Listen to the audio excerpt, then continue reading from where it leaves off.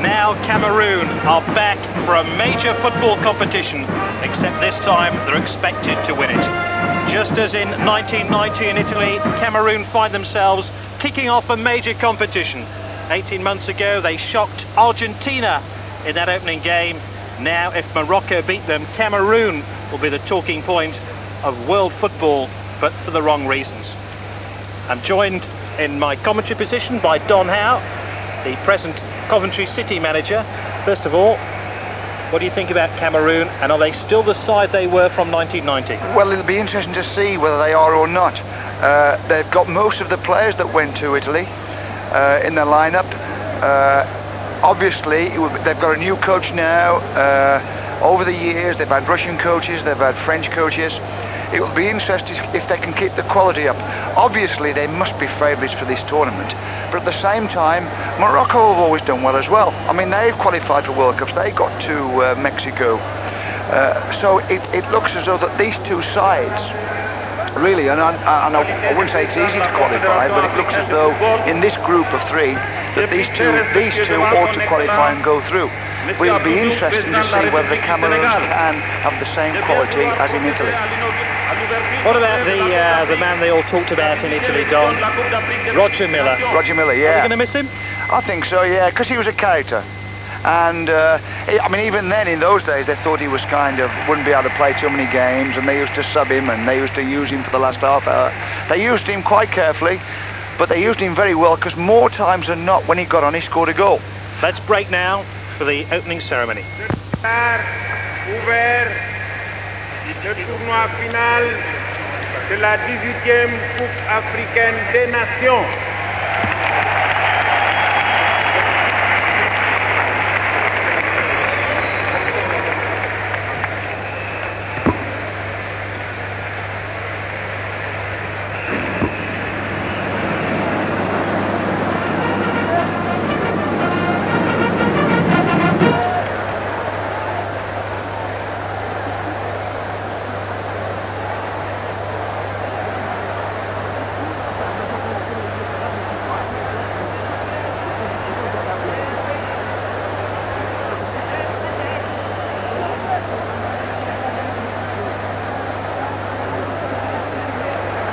Enjoy what should be a feast of football for the start of the 18th African Nations Cup, this Group B game between Cameroon and Morocco. Morocco, remember, failed to qualify for the African Nations Cup last time round in neighbouring Algeria. But they're back here on a big stage, and they couldn't be really facing a bigger opposition in terms of Cameroon and what they've achieved in world football over the past 18 months. Do you think there'll be a little bit of pressure on Cameroon? I think so, yeah. I mean, everybody expects them, because they did well in the World Cup, to do it again. But obviously the players are just that little bit older now, but they have got that experience. We'll see. I mean, this first game, more times than not, you think to yourself, well, how are they going to play it? Are they going to have a go? Are they going to attack? Are they going to sit back and say, hang on, this first game, we don't want to get beaten? It will be interesting. I mean, Morocco also, it'll be interesting to see their approach. I mean, obviously they'll be very aware of the Cameroons and the Cameroon reputation. Whether they go forward and say, come on, we can beat this team. Obviously, the thing about the African players, and they are kind of now popping up all over Europe. I know Bobby Robson's got two Nigerians in PSV. There's a smashing player at FC Eintracht in Germany, from the Congo. So they are improving, and what they have got, they've got a lot of individual skill, you know, and they've got a lot of pace as well. I suppose the biggest, if it is a weakness, the weakness is they're not tactically very good, and they lack that little bit positional discipline. I would think that's the biggest problem for the coaches to get across, and they do import coaches now from all over the world. You will find all over Africa now they've got German coaches, Russian coaches, French coaches. They do import, and obviously that's why football in Africa is improving all the time. I'd like to take you back to the 1986 World Cup, Don. I think you might have been involved then when England played against Morocco. Yep. When Ray Wilkins was sent off, and I believe England drew 0-0 against Morocco. And it was a disappointing day for English football. It was a very eventful day, yeah. Ray got sent off, very unluckily, I thought. And I think you'll find that that was the day that Brian Robson did his shoulder again, and that was the end of his World Cup. But we battled on, and with the 10 men that we played for most of the match with when Ray got sent off, we got a draw. A lot of people kind of wrote us off then. We'd lost to Portugal, we drew with Morocco, so a lot of people were writing the England team off. And then we got it together, and then we went on and beat Poland and qualified. And until we played Argentina, did quite well. Obviously, they'll be, even in the Moroccan side, I mean, I don't know some of these players, I've got to say, I've got to admit that. But even here again, it will be good to see if they are building, because obviously this is their, I wouldn't say the build-up for the World Cup, but they are getting ready for the World Cup. They all these teams will want to qualify for the World Cup in 2 years' time. Well done. We'll be enjoying this match alongside me. Check now on the two teams. And we start now with the Cameroon lineup, the one that they picked for this important opening game against Morocco. Plenty of names I'm sure you'll remember there from the World Cup in Italy in 1990, including number 20, Cyril Makanaki, who scored an African Nations Cup semi-final winner against Morocco back in '88. I'm sure Morocco will remember him. Ebwele, Omambiek, of course, Mabu, all played with distinction in Italy. And I'm looking to do the same here in Senegal. Well, Morocco have changed and swapped over the last 12 months as they've tried to find a winning formula to give them a chance in this African Nations Cup. They've used about 30-odd players in their preparation for the African Nations Cup final. Listen to the final 11 which they've decided to pick. Bouda Bala, undoubtedly their star. He wears number 8 for them. He scored 2 qualifying goals for Morocco from midfield. He plays his club football in Lyon in France, very much the playmaker of the team, and if Morocco are going to do well in this competition, they'll look to him. We break now for the national anthems.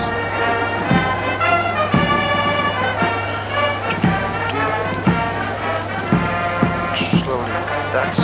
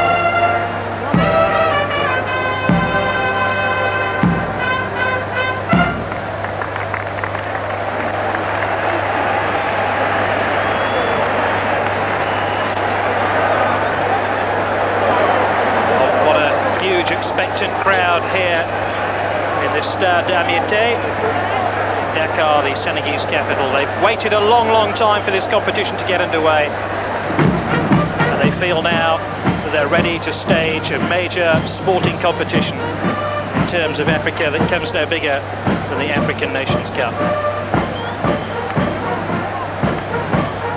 Lim Ki Chong is today's referee from Mauritania. Both the linesmen are from the Ivory Coast. In fact, one of them is from Gabon, and one from the Ivory Coast. As you can see, this stadium is full for this opening game.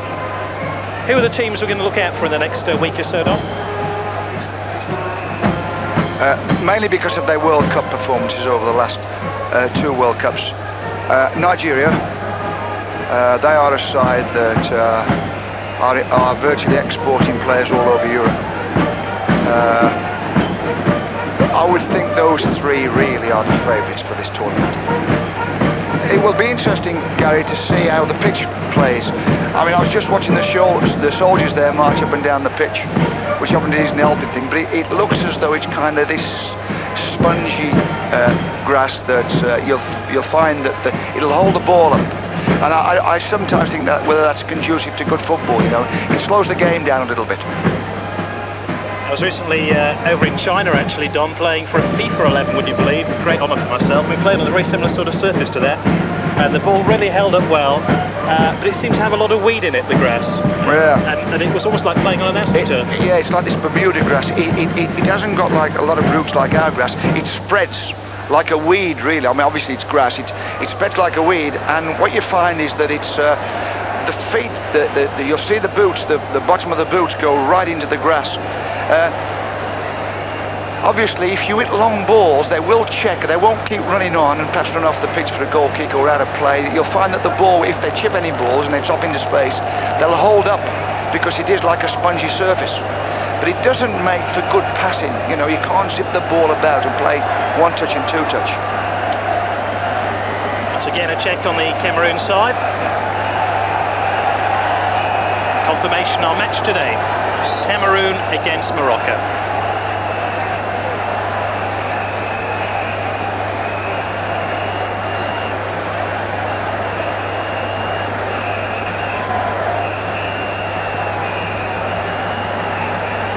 There's number 3, Jules Anana, the Cameroon defender. I think today's game will prove to be one of the most important to the whole competition. There, the Morocco 11. I suspect Morocco will be a little bit more nervous than Cameroon here. I don't know, Gary. We'll see. Here again, this first match is a difficult match. You know, everybody in the country, everybody perhaps in Europe, I'll be watching them. No one will want to get beat. So, Cameroon, the indomitable Lions, get the African Nations Cup underway, playing in green jerseys from right to left in the first half, against the team nicknamed the Atlas Lion Cubs. And it's the Atlas Lion Cubs. Morocco in possession at the start of this game. Boudabala. Playing it very slow at the start, as you'd expect. Fadel. Just trying to get the early feel of the ball. 6 is Nebet. Regular now in this Moroccan defence, played in the league title winning team last year in Casablanca. 2 is Azouzi. Cameroon haven't had a kick yet. Azouzi again. Looked like it was a foul on Boudabala, but the referee waved to play on.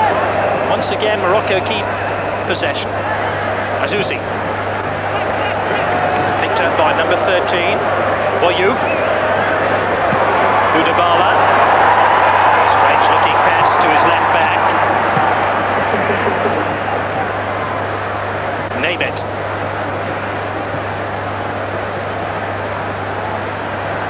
What you find here, Gary, and this is perhaps one of the negative sides of football, is that you get the team with possession don't want really to play balls and give the ball away, so they won't play forward balls, so they'll keep it at the back like this. And the team who've got to get the ball, like the Cameroons here, like they're virtually playing it like basketball, they're going back in their own half.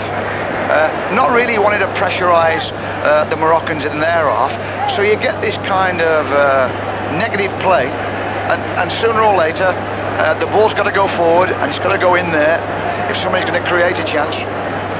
And obviously the crowd won't like this. We've had a couple of minutes of the game. Cameroon haven't had a kick yet. They've had a header there. It's not a particularly good header as well. Here's Azouzi. First real shot in anger for Morocco, and Azouzi galloping hard into that inside right position. Almost stole a little bit of personal glory for himself there.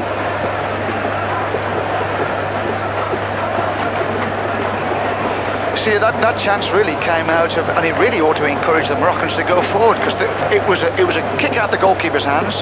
He thumped it deep in the Cameroon half. The centre half looked not too good in the air to that type of ball. He misheaded it. The Moroccans got on the knockdown and got a shot out of it. So it really ought to encourage them to go forward. Cameroon, man who was sent off against Argentina in the opening game of the World Cup, just turning it back to his goalkeeper, Joseph Antoine Bell, the Saint-Etienne player.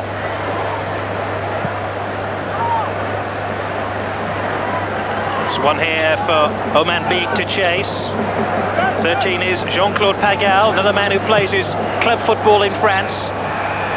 And Aziz should get there, indeed he does. And Badou Zaki, the goalkeeper, collects the ball. There's a foul inside that penalty area. Zaki, as you can see, the captain of Morocco, had a spell with Real Mallorca in the Spanish First Division, and the problem here.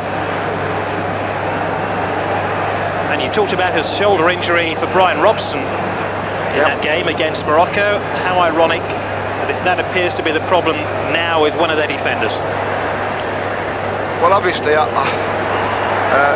there's something wrong there, and they were rubbing his left shoulder.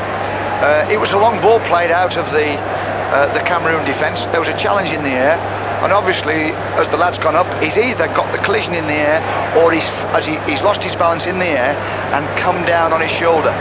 More times than not, that's what's happened. And it looks fairly serious. I mean, I'm quite surprised to see a stretcher there.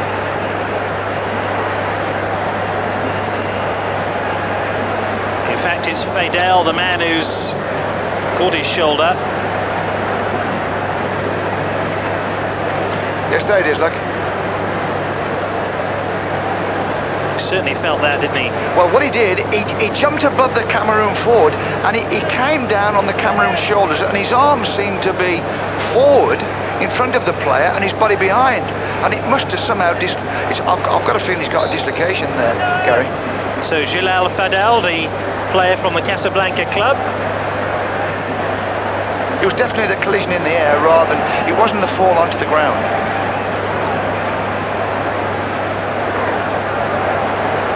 So for the time being, Morocco are going to be down to 10 men as they try sort out that injury to Fadel. Just looking at his shoulder there, it doesn't appear to be dislocated. No. I would think Gary's going to come back on. You know, he's the trainer and the doctor are over there. They'll make sure everything's okay and he'll be back on the pitch. 9 is Kayoch, the stair player, and fouled there with a rugged challenge by Mabou. Pagal.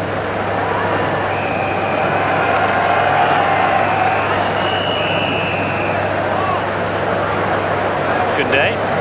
Good deal of composure about Cameroon in these opening stages. I think you've got the equation just about right, Don. They are patching him up, ready to bring him back onto the field. Tripped from behind there by Jean-Paul Mefede, the Olympic volley midfield player for Cameroon. That was a problem with the Cameroons in Italy, Gary, that they did have a lot of players with yellow cards and a lot of players get sent off. You know, they've got something about their football. I don't know whether they think it's getting stuck in or what, but it's sometimes a little bit cynical as well. And they suffered for it, I thought, in Italy. That 2 players sent off in that opening game against Argentina. They're running out of players by the time they met England in the quarter-finals. And obviously that's what could happen here. So the running repairs continue to Fadel. They obviously feel it's an important cog in their machine.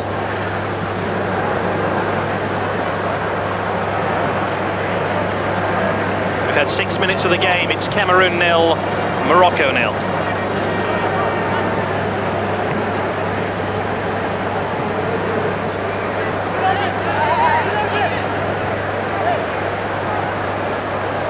Number 2 there is Cameroon. Those players sent off against Argentina at the opening match of the World Cup.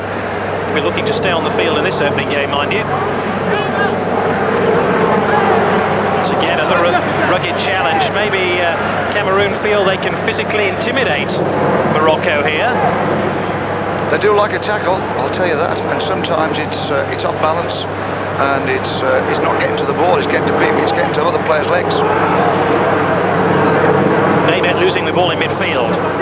Pagal. Plenty of players forward on this particular Cameroon break. Pagal.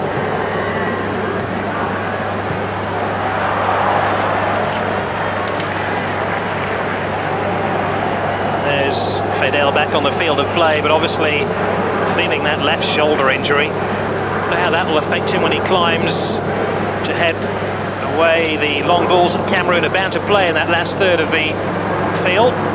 We'll have to wait and see. It could be a crucial factor in this game. It's a game of cat and mouse at the moment.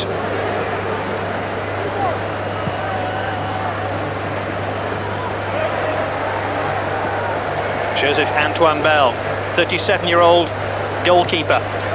See, Gay, the idea of this type of football is to try and suck the other team forward. So they'll hold the ball at the back, and they'll keep playing it square at the back and go round, and they're hoping that the other team will come down and try and press it and get it off them, and then there's space behind them to get it. But obviously they're not going to come down, are they? They're going to wait in their own half for the ball to come through. So in the end, to get a forward ball, they have to play a long ball. What they ought to do now is be poking it through these front players into midfield players. No real shape yet in this game. Cameroon in the green 0, Morocco 0.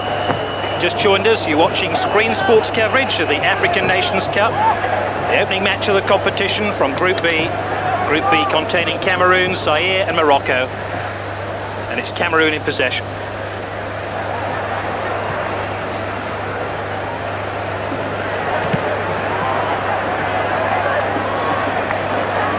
Mabou with the tackle.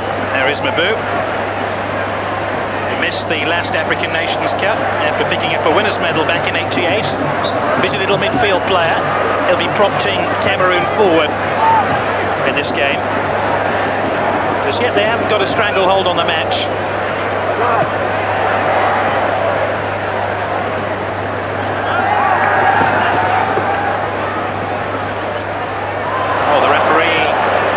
To the aid of Cameroon then. I'm sure that wasn't intended. The man Biek trying to gain possession, can't do so. One back by Morocco, who build patiently.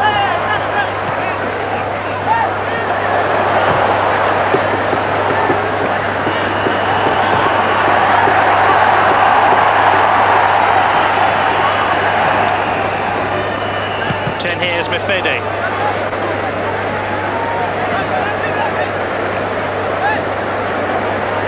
Boyoub, number 13.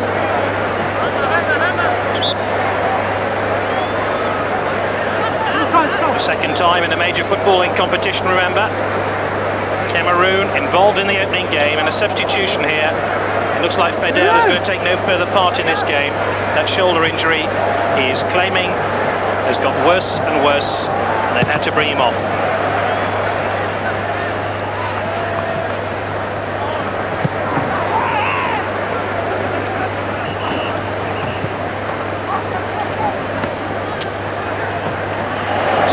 Is on for Morocco.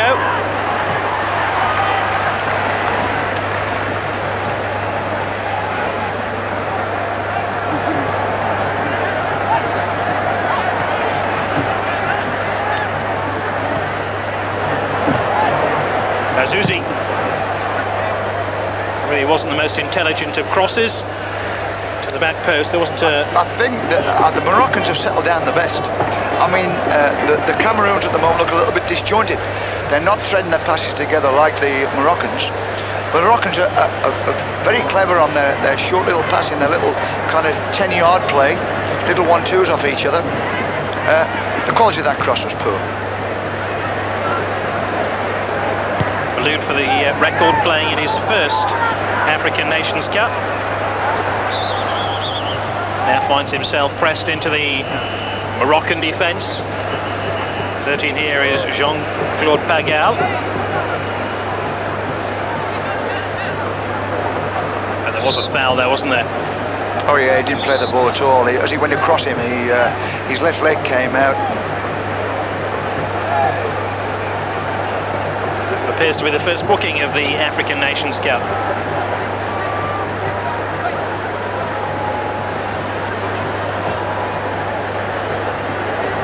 So, Cyril Makanaki with his free kick.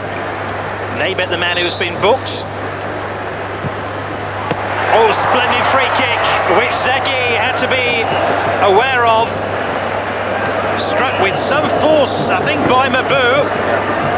It was a great left foot shot. It with a lot of pace, and luckily it's fairly central. If that had been in the top corner somewhere like that, there could have been problems.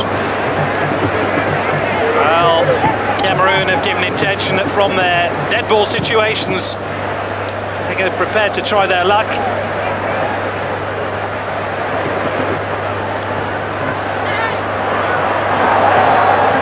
They have some defending to do here. This is Koundé who brings it clear. Pagal. Pagal again. One defender too many.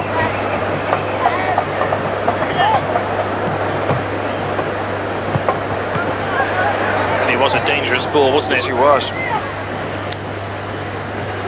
I think Pagal, Gary, he is prepared to run at players.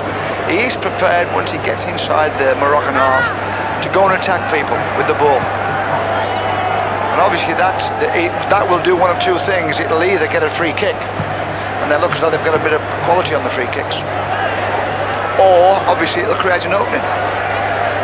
Ragib, the player, must find his way through to Joseph Antoine Bell. Ragib playing it front. Morocco. Makanaki trying to win the ball, he has it now. Stern challenge though.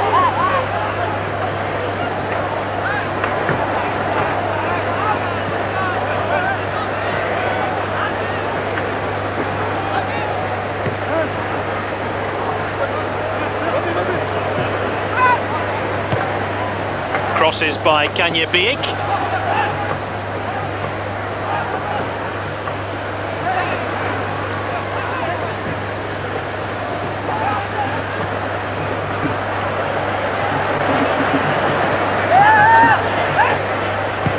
Kayuch.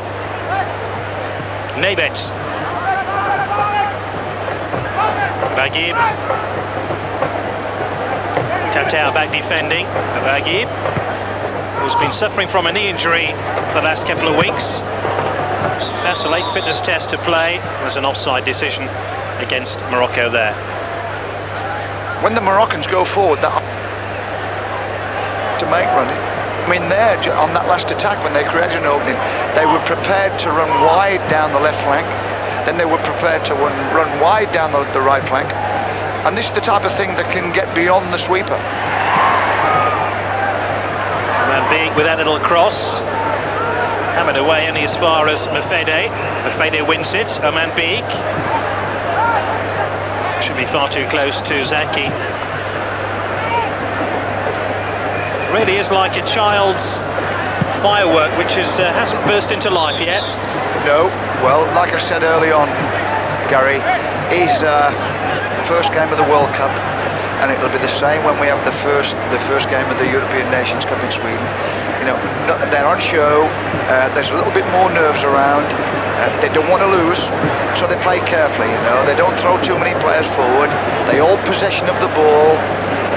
And everybody wants the thing to go off, like you said, everybody thinks, come on, let's get this tournament alive. But the two teams have got to get out there and play. And it does look sometimes a little bit negative.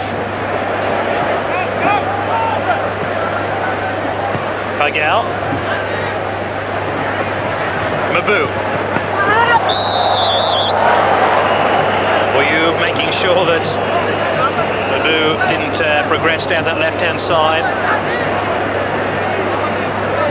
Rather cynical challenge. I mean, he just caught him, but it wasn't heavy. It was intentional though, Don, wasn't it? I think it was intentional, yeah, he didn't want to get beaten. Makanaki trying his luck, headed back into the danger zone by Oman Biek.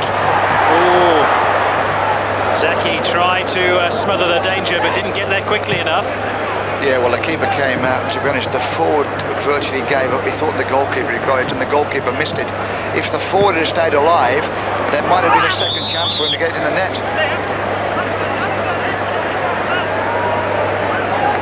Susie, that time the man was fouled. We've only had one yellow card so far, that for Nebet of Morocco. I suspect it won't be the last yellow card of this opening game of the African Nations Cup. Boudabala playing a little bit too deep for my liking. I think he should press on a little bit. But as Don was saying, caution is the name of the game so far, as that one's headed away by Boulal. Well, obviously he's the playmaker, you know, and he wants to come back and Boulal, he wants to come back and take the ball off the back four and distribute it. At the moment, he's going too deep, you know, and he's not going to hit the balls that's going to get the back of the Cameroon defence.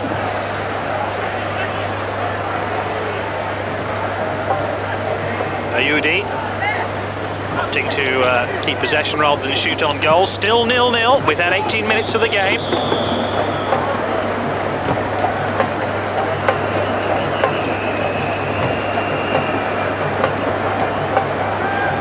And Cameroon proving as rugged as they were 18 months ago when they competed in the 1990 World Cup finals in Italy. Cameroon's performance at reaching the World Cup quarter-finals of course helped win African football a third place in the World Cup finals from 1994 onwards. They have a lot they can build on. African football owes them a good deal.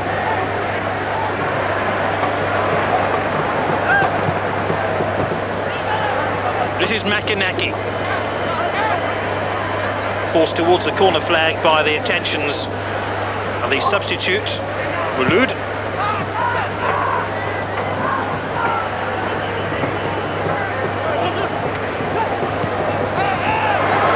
Was a good ball by Pagal. Plenty of players forward here. Oman Biek just didn't have half a yard to turn and shoot on that Moroccan goal. Pagal again, onto his left foot. That really is meat and drink to Zaki in the Moroccan goal. He can deal with those all day. That was the first real bit of danger for the Cameroon side. There was a nice run from behind the play, behind the ball, and it was a lovely chip into space for him to catch the ball. Then it came out again, and instead of the Cameroon forward getting it in with his right foot, he decided to check, come back on his left foot, and the in swing took it into the goalkeeper. No real danger on that cross.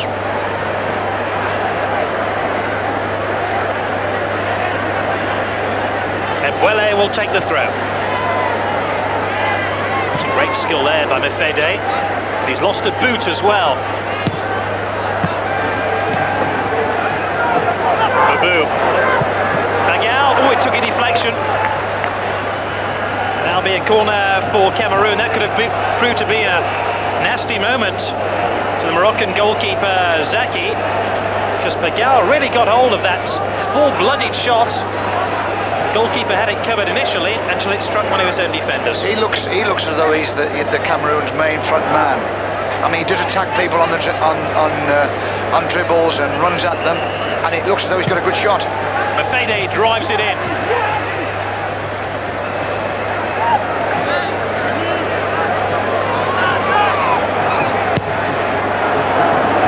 Oh, that's a great ball.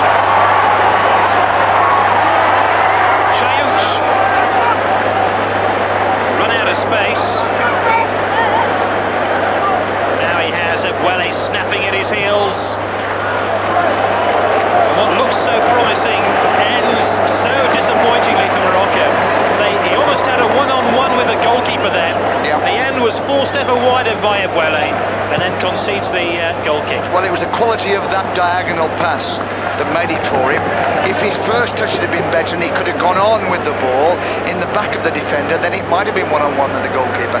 But he never really got all of it, and he was forced out wide to the left wing, but the quality of the pass, you see, when you attack down one side of the pitch and the sweeper comes across to guard in the back of the defenders, if you hit a diagonal ball to the opposite side of the pitch and you hit it in the back of defenders, you've always got a chance of getting in. That's a useful flick on, and the opening goal is scored by Cameroon.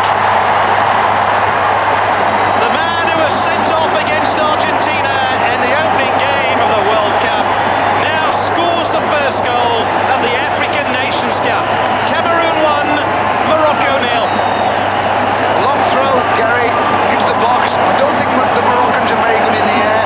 There's no marking on the back post. He's virtually free on the back post, the Cameroon front player, and obviously all he's got to do then is just flick it into the corner of the net. Great flick on by Oman Biek to his brother, and a little bit of brotherly love sets Cameroon alight in the African Nations Cup opening match. Well, obviously the Moroccans look as though this type of tactic they're going to have a problem with. There's a lot of Moroccans in there, but they're not really picking up. They don't cope with the ball in the air from the long throw that comes in to start with. It gets flicked on, and then the man who scores comes round the back of everyone and just flicks it into the net. Philip Redon, just on the right of your picture momentarily, could even force a smile. And that's why he's smiling, because Cameroon lead Morocco. Both these teams are expected to qualify from Group B and go through to the latter stages of the competition. My fear is that Cameroon might think they've done the job already and try to close this game down.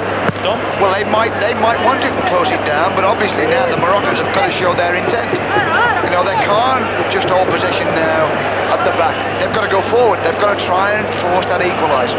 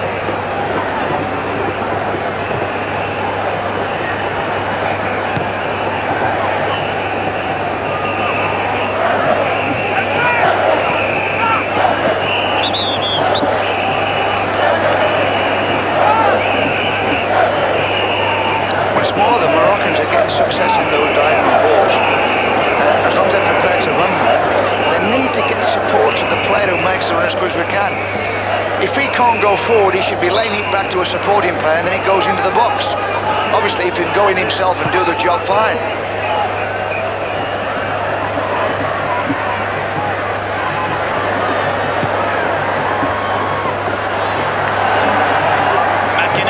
Brushed off the ball, but their domination of midfield and their urgency of play have set Cameroon apart from Morocco in this match so far. Ebouele, Babou, Cameroon, the goal scorer, Stephen Tatau, headed clear by Moroccan defence. They'll just want to steady it down now.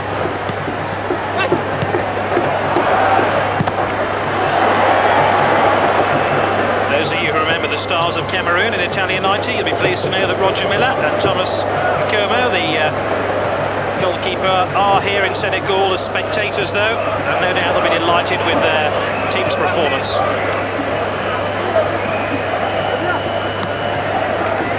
Babou. Confirmation of the score. Nearly half an hour gone of this game. Makinaki. And ball, free kick to Cameroon. Well, it's not as though Morocco have proved scant opposition in this game. They began the game probably better than Cameroon, but just haven't been able to live up to Cameroon Cameroon's attacking, and there's an opening here.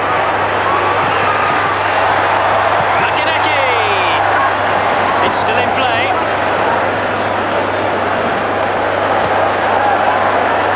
Mafedi.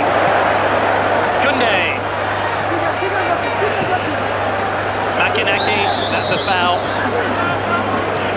We can look once again at Cameroon's goal, the only one of the match so far. This flick on here by Oman Biik. And Kenya Biik with a decisive header. Yeah, well, you see, when you see it from this angle, you can see the space, the man who scores at the end of it. It's a nice flick on, there's people in the box, and yet he's completely free in the back of everybody, just runs around the back, flicks it on inside the far post. Now that's just bad defending, and it's just happened again. I mean, the last attack the Cameroons made, the ball was played to the back post, and there was a Cameroon player free on the back post. It looks to me as though the Moroccans are not as well disciplined as what they ought to be, and they're not good at picking up. It's interesting you should say that, Don, because some of the newspapers were suggesting a clash of styles today between Morocco and Cameroon. Now, where was that foul? The answer, I suspect, is outside the penalty area. Kunde certainly claiming that his challenge on Kayouch was outside the box, and the referee, Lim Gaechong from Mauritius, Mauritania, should I say, certainly agrees with him. Yeah, well, the contact was definitely outside the box, although Kayouch knocked the ball forward into the box, and obviously his momentum would take him into the box, but the contact was definitely about a foot or so outside the box, and that's what the referee has to go on. So, who'll strike this free kick? Cameroon have already shown in their number 8 Babu they have a player who can terrorise goalkeepers from this sort of position. I wonder if Joseph-Antoine Bell is quivering on his goal line. Well, Morocco have 3 men over the ball. It's on the edge of the box. It's a great position for a free kick. Cameroon 1, Morocco 0. Half an hour gone of this opening match in the African Nations Cup from Dakar.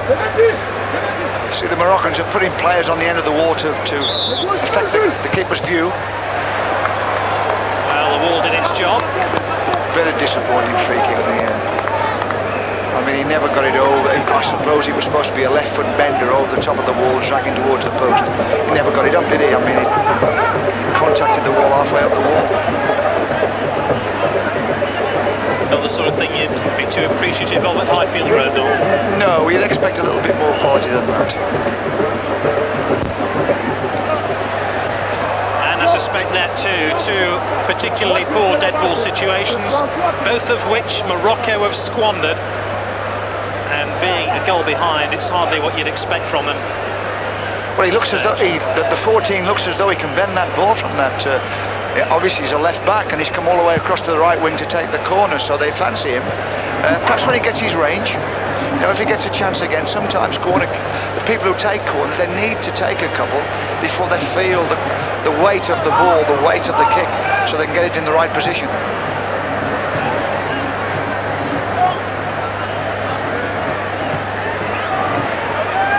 Bagal. Kenya Biik.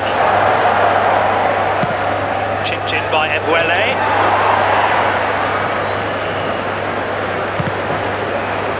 Never really any hope that Oman Biik's header would test the goalkeeper, but it was worth a try. Babu.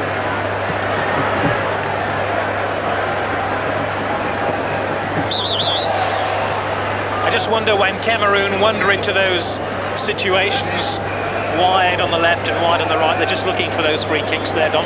Oh yeah, you can bet your bottom dollar. I mean, you find that obviously the Continentals as well is that... Oh, how about that for a save? Free header. What I was going to say, Gary, was that obviously they've done their homework on Morocco, and they don't think the Moroccans are very good in the air, in the defence, and they've already squeezed the cross coming in again. Look, this is the man who got the flick on for the goal, Francois Oman Biik. That's twice now he's won important crosses. Oman Biik, yeah, he's outstanding in the air, and obviously they're going to when they get the chance to get crosses in, and obviously if they can force free kicks, they know that the Moroccans can't cope with him, and he's going to do one of two things. He's either going to head the ball in the net himself, like he tried to then, or he's going to get a flick on. Jean-Claude Pagal running into the proverbial brick wall there. The tackle of Nebet. Budabala wants to get on with it. A little bit too quickly for the referee's liking. Cameroon have had the greater volume of scoring opportunities, but they've only converted one of them so far. They lead by a goal to nil.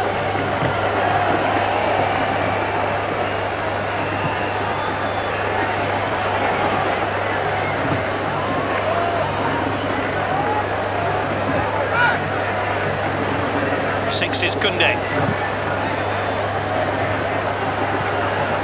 Very experienced Koundé. He was a stalwart in Italy.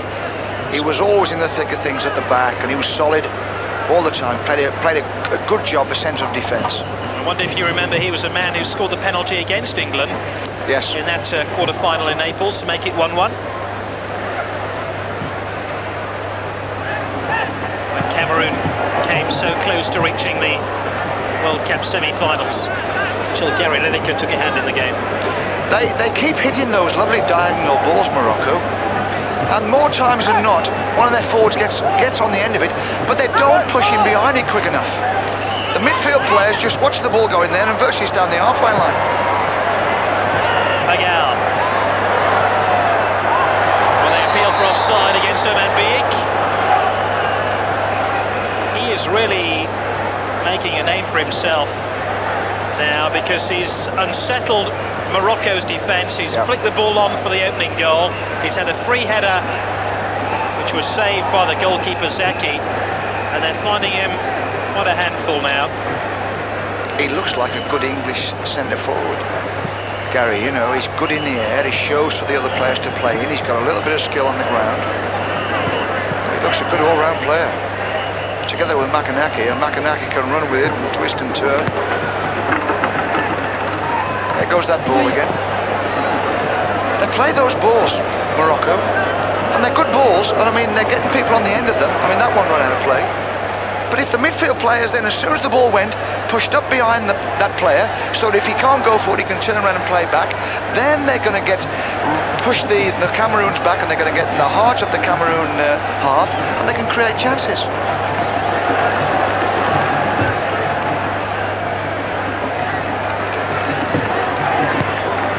Susie ran out of space, but still managed to find a teammate there.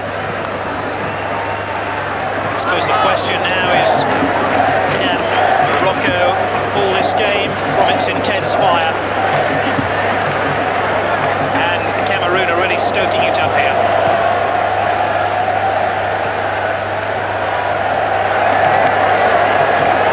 Pagal. 6 is Emmanuel Koundé. Ebwele. 10 minutes to half-time. Azuzi.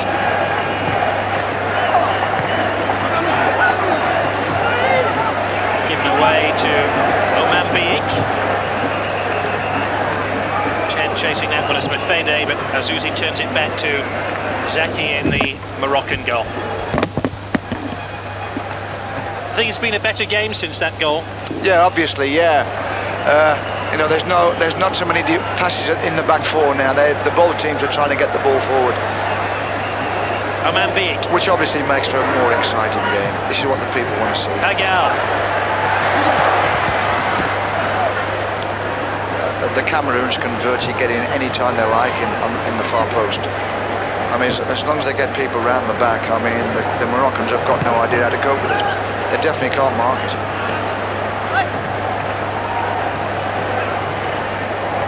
Makanaki getting stuck in. Jayuch. Budabala. Plenty of players forward on this attack. Ayoub on the back post, they haven't picked him up. Oh, just for a moment there. Well, Cameroon were left short-handed in the left back berth. Well, that was definitely, literally a hair's breadth about for the Moroccans to get in, because they got two players queuing up on that back post. Luckily, the left back just got the tip of his head to it and flicked it on.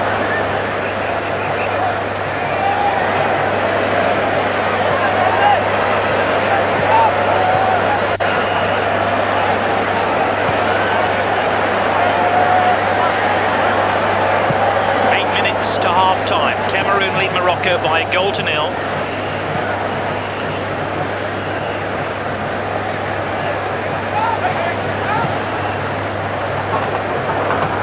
Big. Fede can't win it. This is Pagal. Great skill. It's round two. He lays it into the path of Mefede. This is great football. Oman Big. They're calling for the ball in the middle. Number 13, Pagal is unmarked. Almost an own goal. It was the left back who diverted that shot onto the frame of the goal. And now Morocco have come within a whisker of going two behind. Well, this one could have gone in. We've seen this before in English football where a defender gets there and he gets a deflection.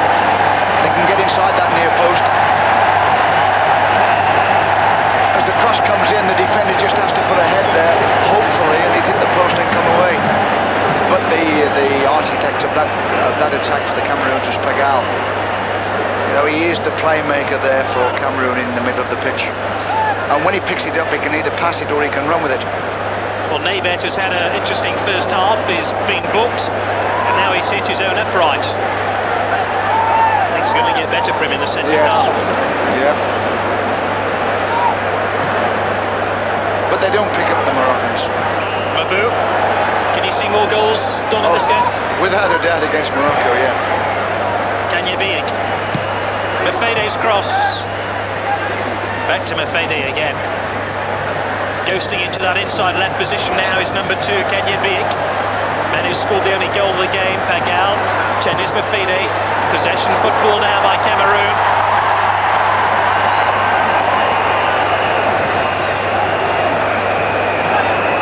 They've really got hold of midfield by the scruff of the neck, and they're shaking the life out of Morocco now. Almost at will, they're finding a way through on goal. There we go again, the back post, completely open. Just flicked it, just get the cross into the back post, and the player who comes in there more times on his free. They're ball watchers, the Moroccans. You know, they play man for man and sweep, and yet the man from man marking is not what it ought to be. I mean, they're in the stride now, the Cameroons. I mean, they've really got a grip of this game. They are virtually getting right on top. Azuzi. Kayuch. He gets down there, Kayuch. He keeps getting down in behind this left back. He picks up the ball. He has to, obviously, he's fairly tight to the touchline. He's pulled people out the middle, and all he needs is quick support. Because more times than not, he either gets bundled over or there's 2 or 3 Cameroon defenders around him and get it off him. Boudabala this time fouled by Jean-Claude Pagal. I think they're quite happy to let Kayuch wander down those blind alleys. Yeah, I suppose so. It could be they're saying, well, he's not harmful out there. He's not going to hurt us out there. It would do if he got quick support to him and he turned around and laid him back and the next ball went in the box. Then it would be dangerous. Boudabala. Even for a 37-year-old goalkeeper, that wasn't a difficult shot for Joseph Antoine Bell to stop. But they got that one on target. The last one hit the wall. He's had a frustrating first half, Kayuch.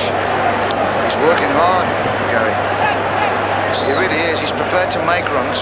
Well, he came to Senegal by no means certain of picking up a regular place in this Moroccan team. And yet he's managed to start their opening game here against Cameroon. First half which hasn't gone really Morocco's way, and as Don Howe was explaining, Cameroon, as the first half progressed, have looked more and more in control of midfield. That's why they lead not only by goal to nil, but they could have made it 2 or 3. Chase is on here. That's an easy race which Bell will win. It's been the first half packed full of incidents. It started a little bit too much sterile football for our liking, but it's warmed up since then. It's a really full-blooded affair now. It's like all games like these, Gary, is that it needs a goal. And since we've had the goal, the game's opened up. Kanya Biik spraying it wide, looking for Stephen Tatau, who delivers a fine-looking cross. And goalkeeper and defender got themselves in a quite horrific mess, which has ended with the goalkeeper picking up a hip injury. Yes, that could have been a very dangerous injury. I mean, the defender did well. Obviously, he couldn't have got a shout, so the defender was positive, went for it and got it out of play. The goalkeeper wasn't going to arrive. Well, Azusi went straight into Zaki, the goalkeeper. We're going to have a slight interruption in play, whilst physiotherapist for Morocco attends to the 2 players. Zaki playing in goal for Morocco in the 86 World Cup rather, and was voted African Footballer of the Year in 86. This is 2nd African Nations Cup, and as I was explaining, in those sort of situations you expect either the goalkeeper to call for the ball or the defender to call for the ball. In the end, Mafidi went in bravely. Well, that's purely the goalkeeper's responsibility. You know, he's either going to say my ball and get there, or he's going to say away, so the defender knows he's got to attack it, which he does because he doesn't get a shout. And then obviously the collision is between the goalkeeper and the front player. Sadly, a disturbing sight on any football terraces. 2 crowd disturbances, which the Senegalese police are dealing with very effectively.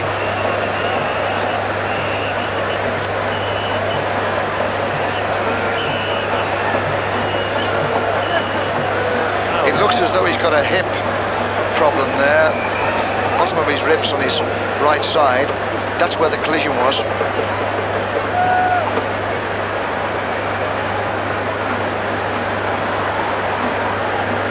Of course, an injury anywhere around that region is going to restrict the movements of a goalkeeper. Yeah, well, any player. I mean, obviously they must be telling him it's virtually, we're nearly to half-time now, and you know, he's got to get through till half-time, and then at half-time they can sort him out. Let's just see that incident again. It started with his cross by Stephen Tatau, the Olympic Mouvalet player. And look at the run here by number 10, Mafidi. More or less at the centre of your picture, he went in for the diving header.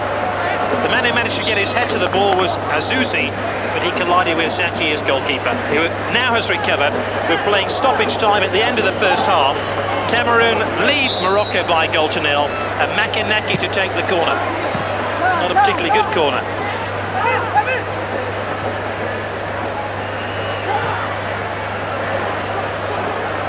Azusi, this time getting out of his goalkeeper's way, but at least finding him with a pass.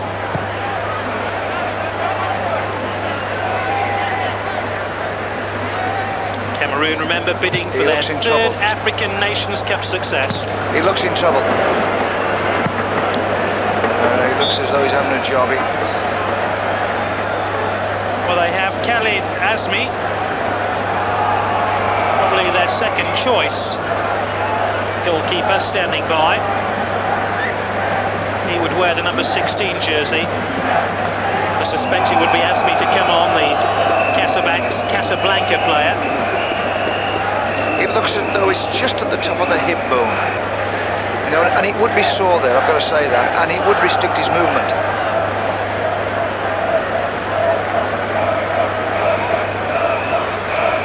They're getting the spray in there, like they're trying to freeze it a little bit. It's one of those injuries, you know, Don, he can run off as an outfield player. Yeah. But as a goalkeeper, being restricted to the amount of time you're involved in a game, it's a little bit more difficult. Yes, it is. I mean, if he was an outfield player, you'd stick him outside left, out of the way. You'd tell him there's, you know, just a few minutes before half-time. and you get on with it. It will be interesting to see what they do. They've got problems here, Don, because that's the second player they will have lost in the first half. Yeah. They've already lost Fedal with a shoulder injury, and now it looks like they're going to lose their goalkeeper and captain, Zaki. I suspect this is Khalid Azmi. Indeed it is. And now Morocco have used both their substitutes in the opening 45 minutes. We've played nearly 48 minutes in this first half. And Zaki has played his last football of this opening game. Well, on comes the substitute goalkeeper. You can bet he's been waiting his chance. And he's very likely been telling the coach, look, I want a chance, I want to show what I can do. This is it. He'll be lucky if he gets a feel of the ball before half-time, Don. Yeah, that's what to stay out at half-time. Have a few shots in. I think they're just about to give him a touch of the ball just to get him used to the game. Yep. They're very smart goalkeepers these days. I mean, the colours they get on are lovely, and they really dress the game up, the goalkeepers.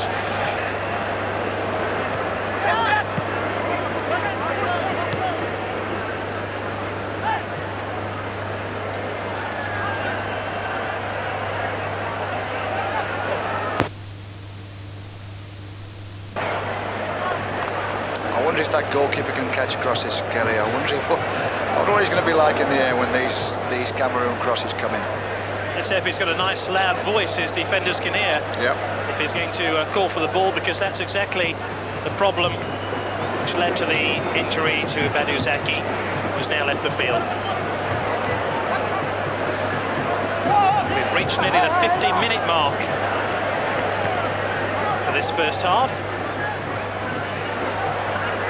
Still we play stoppage time. Kayouch. That was a very good tackle indeed. Koundé timed it to perfection.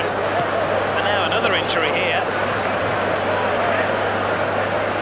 He got in again there, Gary. I mean, Kayouch, I quite like him. I mean, he's prepared to work there. It's a good tackle, actually, from the defender in the end. Right-footed tackle, got himself right across Kayouch to get a toe to the ball. And Mouloud, who has come on as a first-half substitute for Fedal, is now nursing an injury, so too is Zaki. And the Moroccan bench looking like a hospital waiting area.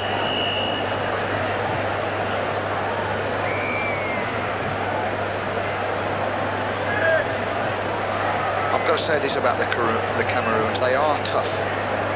I mean, they can play. They've got ability. But they are tough. They seem to be one of the tougher nations Just to add insult to injury, Mouloud, the substitute, has been booked for his part in that incident.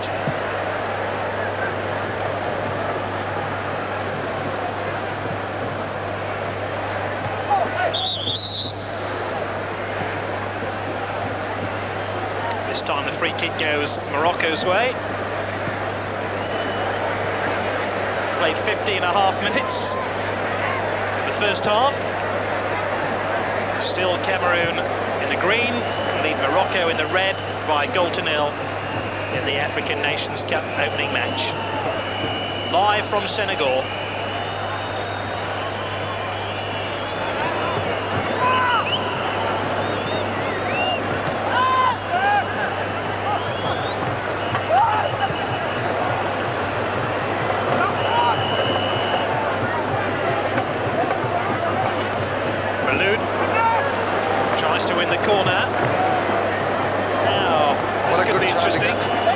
Time to get an equaliser just before half-time.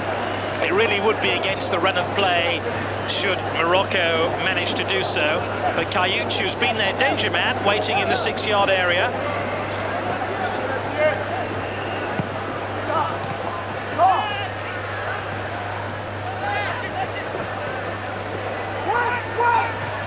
Good header away by Kanya, being good distance with that flick. And some intricate football now. Good ripple of passes here by Cameroon.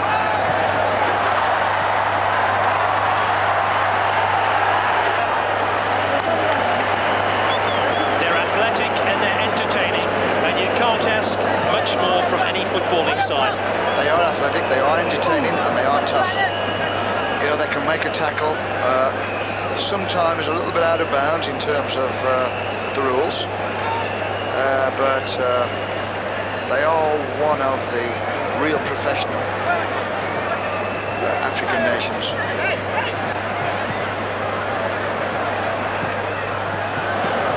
Susie with a disappointing pass.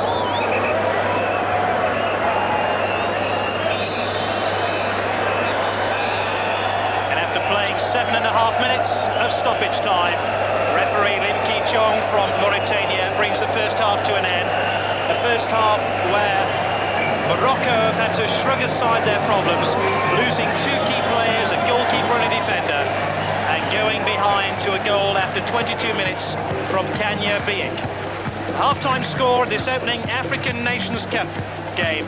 Morocco 1, or Cameroon 1, Morocco 0.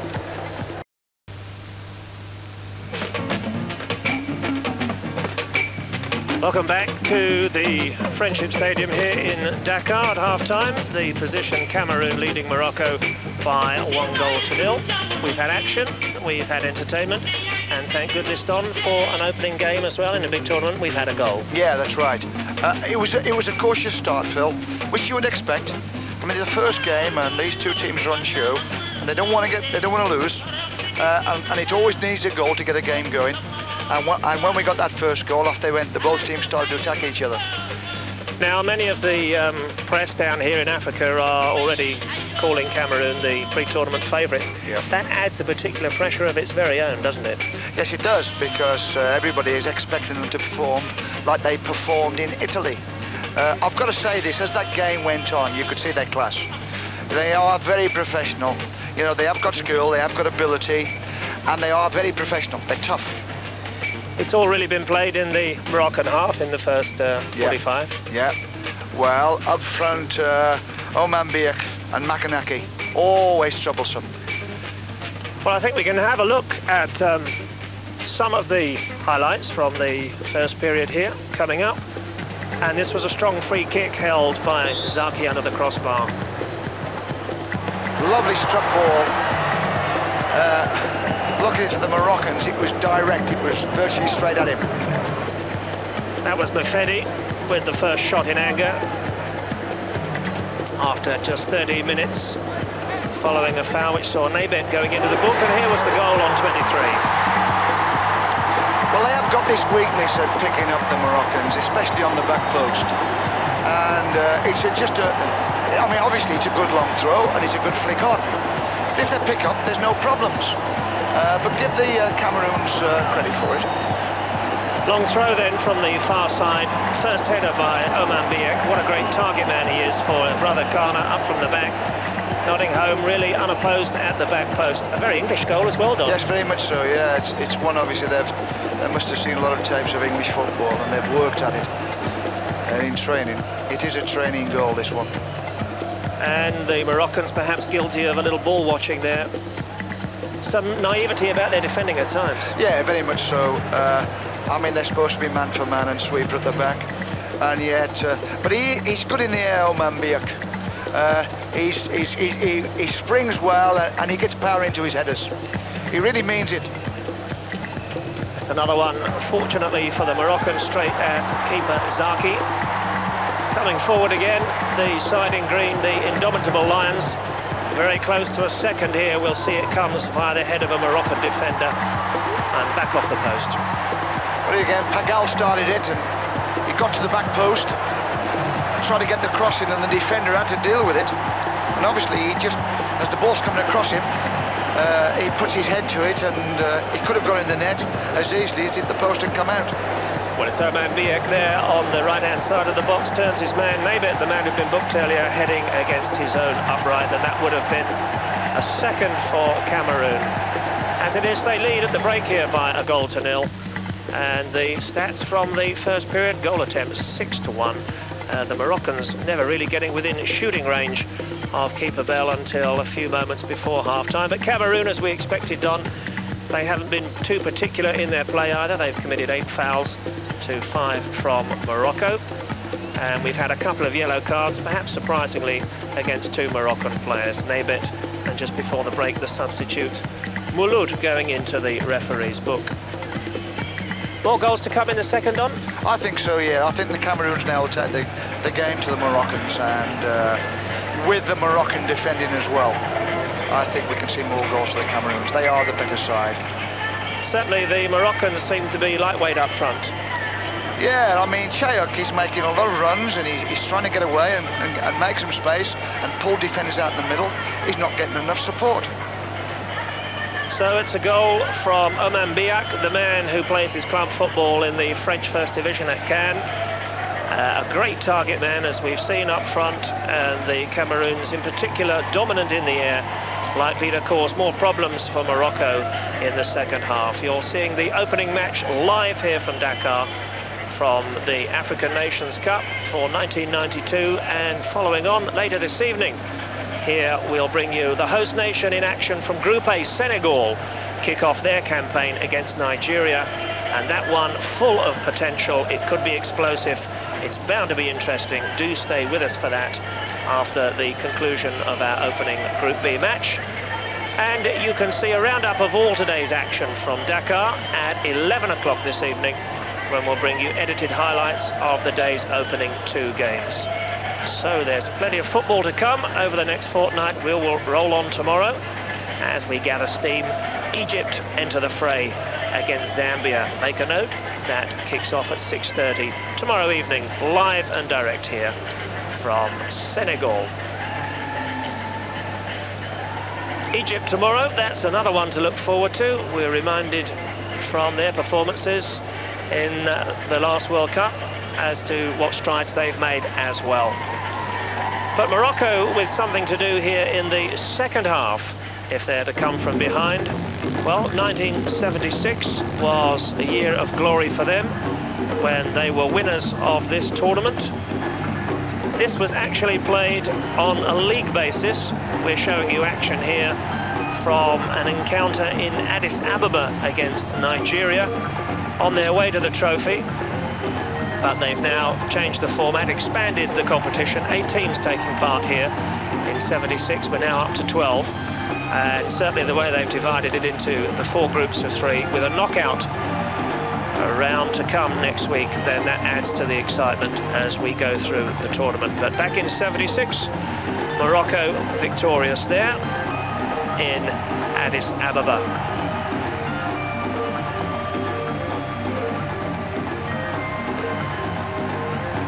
So who will be the emerging stars over the next fortnight? Well, stay with us and you'll find out here with all the games coming up to you live from West Africa. But the position inside the now packed to capacity Friendship Stadium in the capital city of Dakar, the opening match of the tournament sees Cameroon leading Morocco, and deservedly so, by 1-0 at the break. We'll be right back with the whole of the second half and that Senegal match to come as well. Do join us after this short break.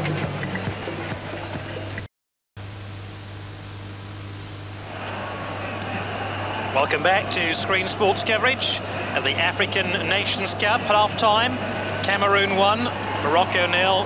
It's been an incident-filled opening 45 minutes. If we have more of the same, there'll be few complaints either in Senegal or the millions of people watching these pictures around the world.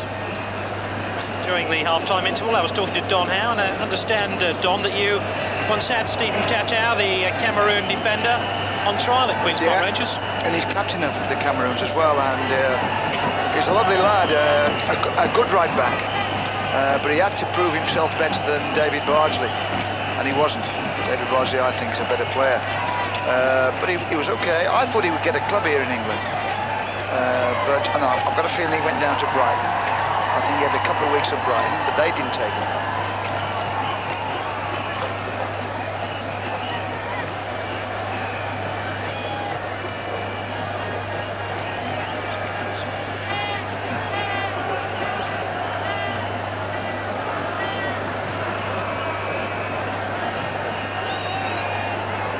Look again at the only goal of the game, flicked on by Oman Biak and onto the head of Kanya Biak. midway through the first half.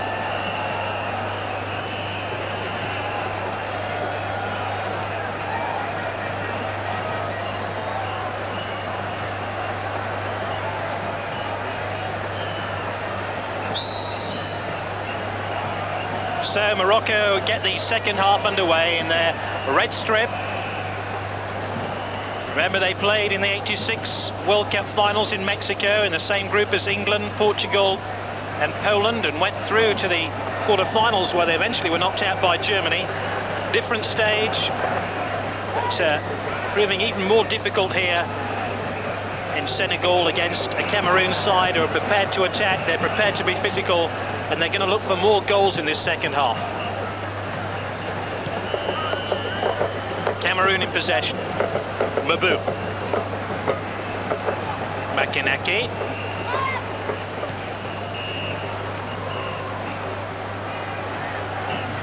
Eight again is Mabu. Taken off him though by Azuzi.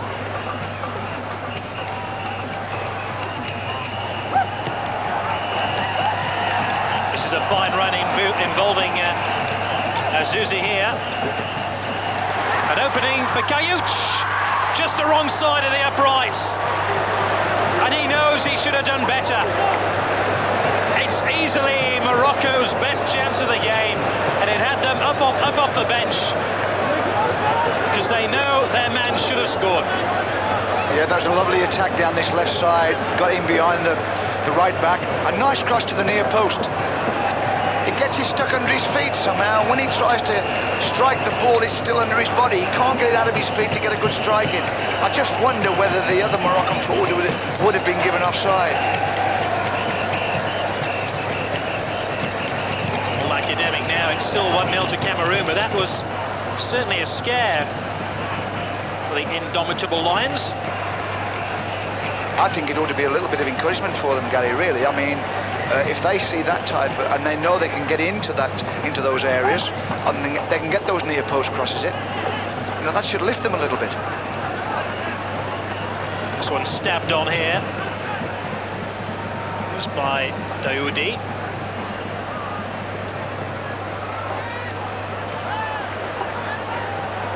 This is good football by Morocco. They've come out at the start of the second half and are spraying some of these passes around. Boudabala, number 8, has probably played a little bit too deep for my liking, and probably the liking too of the Moroccan bench. He really needs to get involved a little bit more in the fray. Roll his sleeves up and tangle with the Cameroon midfield. That one right down the throat of Khalid Asmi, one of the two substitutes who have appeared in the opening 45 minutes. And the shot, fierce one though it was from Stephen Tatau, the man Don Howe was talking about just before the start of the second half. Yeah, it was a good left foot, nice move from the Cameroons, and Stephen Tatau got there, got through the inside right spot, brought it onto his left foot, and hit a good shot. It just dipped a little bit. Didn't give the goalkeeper many problems. It was a nice attack. They are very neat, the Moroccans, when they get on the ball. You know, they move the ball about, especially in the middle of the pitch, quite well. Foul was by Onana. He's won more than 60 caps for his country. The experience of Cameroon is evident in this game.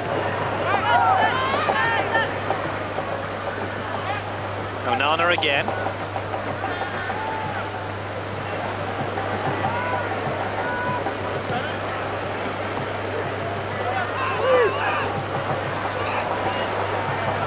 That was a good pass by Ragib, forcing it wide. Quality of the service didn't match up by the quality of the cross. The overlapping fullback Azuzi really should have done better. Oh yeah, I mean, the last attack they whipped it into the near post, and it looks to me as though that's their best bet on crossing situations. But for some unknown reason, he tried to stand it up to the far post, and it went behind the goal.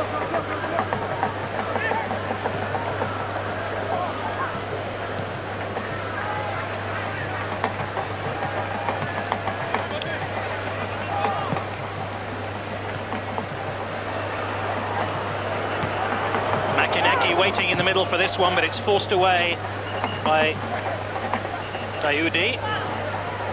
17 is Maloud. A little bit of space here. Ragib, he's found half the yard. He's in past Onana. And an opening here. Oh, great chance. Great save, though, by Joseph Antoine Bell.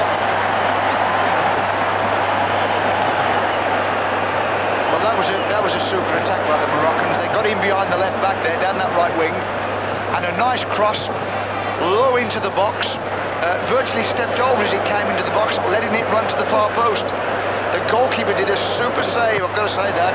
He hasn't been in the game much, Bell, and he got out there and spread himself and stopped the ball going in the net. And we can look at it again. Here they go down this right wing, you see. The ball comes in low, the forward defender goes for it, let it run to the back post, watch the keeper come and spread himself, kept the ball out of the net.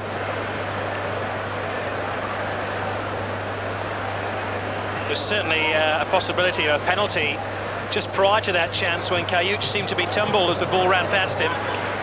Yeah, I like Kayuch. I think he's a hard-working lad. He's quite clever on the ball. Omambik, Makanaki. Oh, this is good skill by him. Didn't have too many colleagues inside that Moroccan penalty area. And this time he's rather wasteful with his pass. I think he's got a lot of confidence around the Moroccan box, Makanaki. He's got confidence in his own ability to take people on and carve himself a chance out, a shooting chance.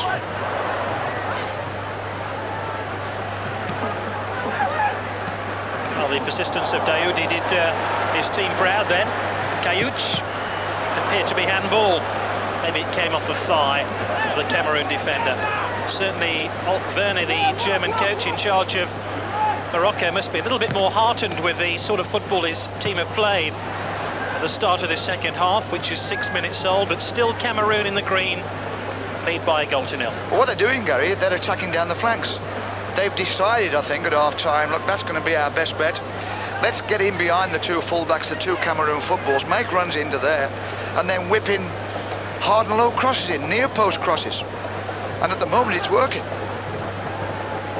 So, Morocco have shrugged aside their problems. They've had to make 2 enforced substitutions in the first half, losing their goalkeeper and captain Badou Zaki, and also their defender Gilal Fedal. They went a goal behind to that header by Kanya Biek. Of the two teams, they're playing the more enterprising and imaginative football at the start of the second half. They've definitely opened the second half out a lot better. It really wouldn't be a surprise if Morocco were to equalise. Here's Makanaki. The Moroccans in red have found a new lease of speed here. That really is, that ball there really is in good old English style, 40-yard pass, hoofed away in similarly English style.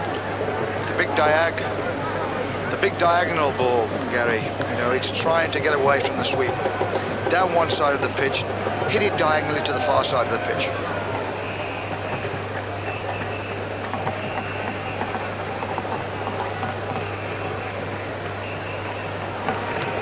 Now, was that one out of play? Kanya Biek just about kept it in before he ran into the challenge of Azouzi. Plays his football in Germany with Duisburg. 8 is Boudabala, who plays in France, one of several of these Moroccan side to play their club football in that country. Magal gets it clear to his Kanya Biek. Rather poor reverse pass back to Omambik. Once again, Morocco can attack down the flanks.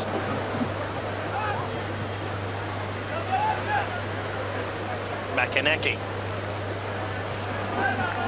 Stephen Tatau. Maybe with a little bit of pressure applied to them, Cameroon are thinking perhaps a little bit more defensively now. Their free-flowing football of the last 20 minutes of the first half seems to have faded out.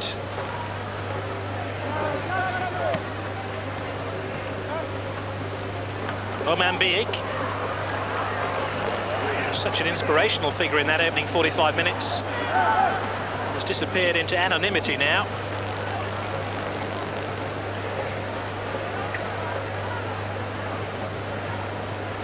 Boulal.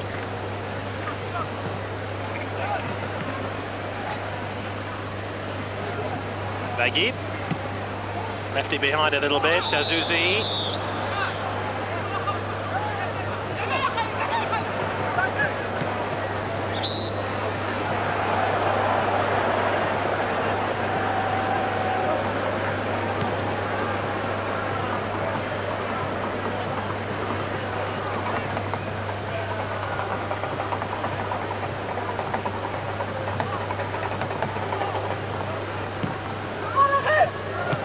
Really, it's interesting just to look at this Cameroon team. It's a side that fluctuates between real flair and delinquency at times.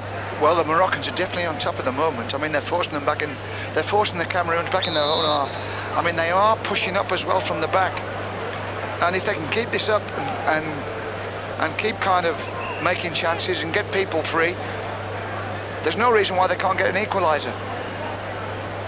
Naybet, the man who was fouled there by Neil Mabu, plays for a Portuguese side, Castello Branco. Eight Budabala.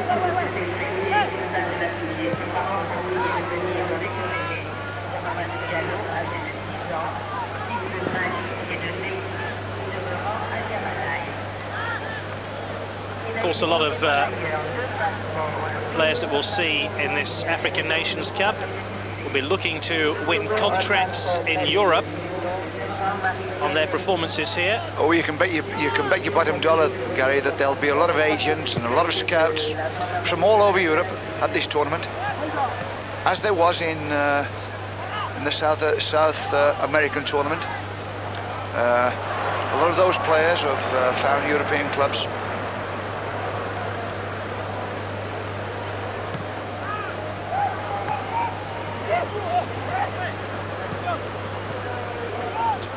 Cameroon mustn't take it all for granted. They went out of the African Nations Cup at the first round last time around.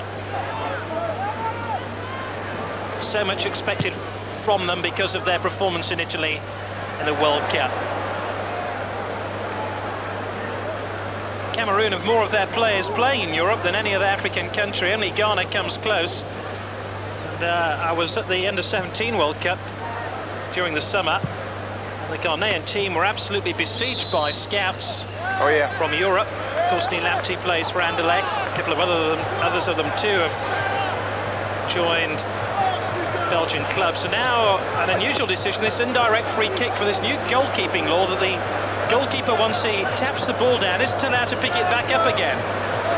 And that's why we've got an indirect free kick inside this Cameroon penalty area. It's a new law which has been introduced by FIFA this season. Now, once the ball has been patted down, the goalkeeper can't regain possession. No, but I mean, what the referee's got to do, he's got to say, well, did the goalkeeper try to catch it in the first place and he slipped out of his hands, or did he pat it down? Yeah, there's a difference. A lot of referees there have said, well, he didn't pat it down, he went to catch it, he came out of his hands, it hit the floor. This is interesting to say the least, because the ball is on the 6-yard box. And of course, players have to retreat 10 yards. They can't do that. They'll have to make a line on their goal line. That's right.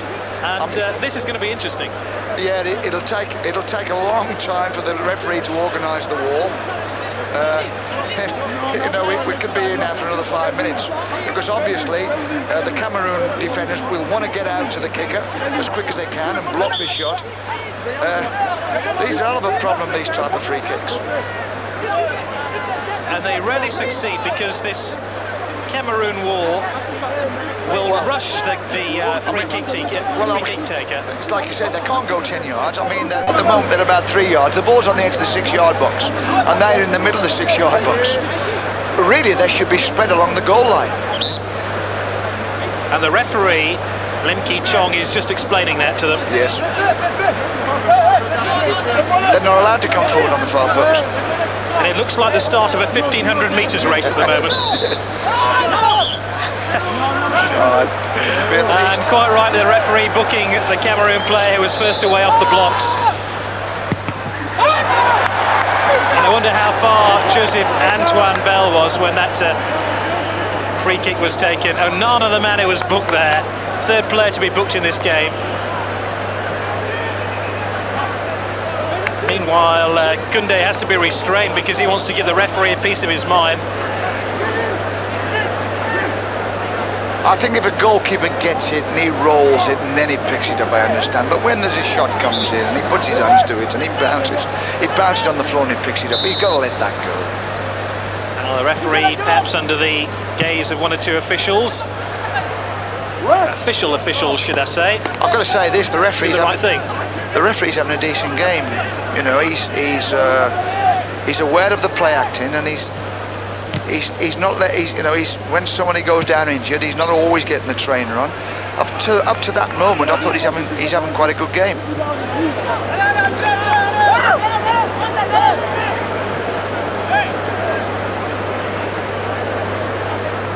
Azuzi.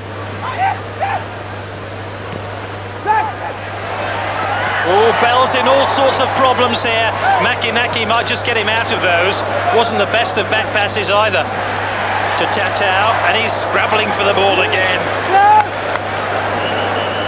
And all Cameroon's self-composure seems to have disappeared.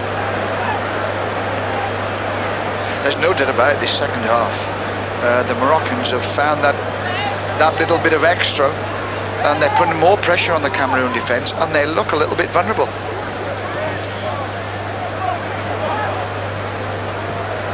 Bayoub. Kayouch.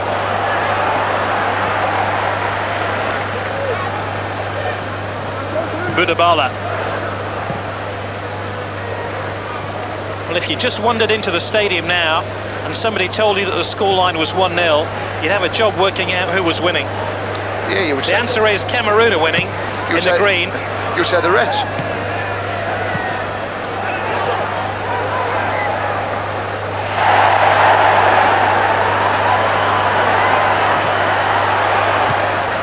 Cameroon happy to hammer the ball away. If you just switched on and you've been watching English League football this afternoon, this is the African Nations Cup. And this is the opening match of the competition, coming to you live from Dakar. It's Cameroon in green against Morocco in red. Cameroon are leading by a goal to nil, but Morocco have had the lion's share of play in the opening 17 minutes of the second half.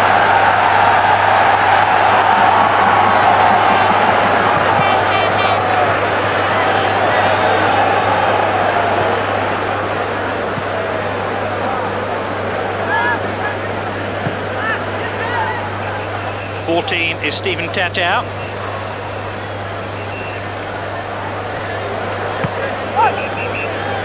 Of course, after the African Nations Cup, Cameroon, along with the other countries, will turn their attention towards qualification for the 1994 World Cup in America. Cameroon have been drawn with Zaire in that qualification group. Zaire, of course, the team they'll meet here, Senegal in Group B. Sick and tired of the sight of each other by the time they sort out who's going to the USA.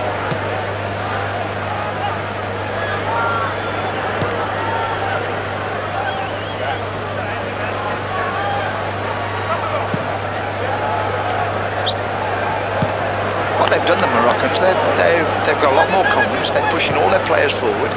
They're all getting into the Cameroon half. When the ball goes in the Cameroon half, there's pressure on. If a Cameroon defender or anyone else picks the ball up, there's pressure on him straight away, and they're getting a lot more joy out of it.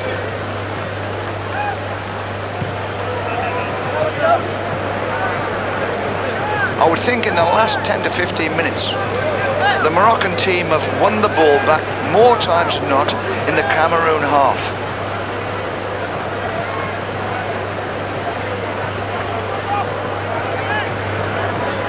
It's been quite a different game, hasn't it, Don, from the close of the first half? What's gone wrong for Cameroon? I don't think anything's gone wrong for them. I think the Moroccans are playing better. You know, they're pushing more players forward. If you remember in the first half, we were talking about those big diagonal passes they were hitting, but getting no support to Chayok. Now all of a sudden they're getting all their players forward and they're pushing the Cameroons back.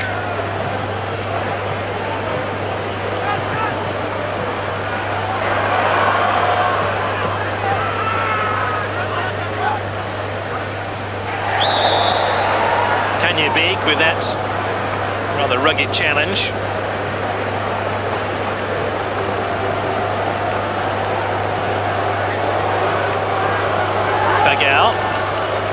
risky pass to the heart of his own defence, and Cameroon, not too surprisingly, have given possession away here. Dayoudi. The confidence of Joseph-Antoine Bell seems to have just disappeared over the last 10 minutes or so. He looked so confident in the opening 45 minutes. He's just seeped away the confidence of the Cameroon goalkeeper since the start of the second half.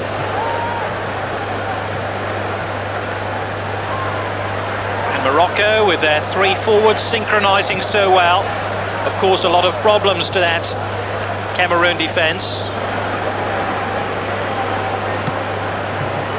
But all that clever football and possession needs a goal to add the final gloss. Maloud. You see, they're putting more pressure, the Moroccans are putting more pressure onto the Cameroons, and the Cameroons, when they do pick the ball up, they're virtually giving it back to them straight away. And it's only because the Moroccans are virtually pushing 10 players forward all the time.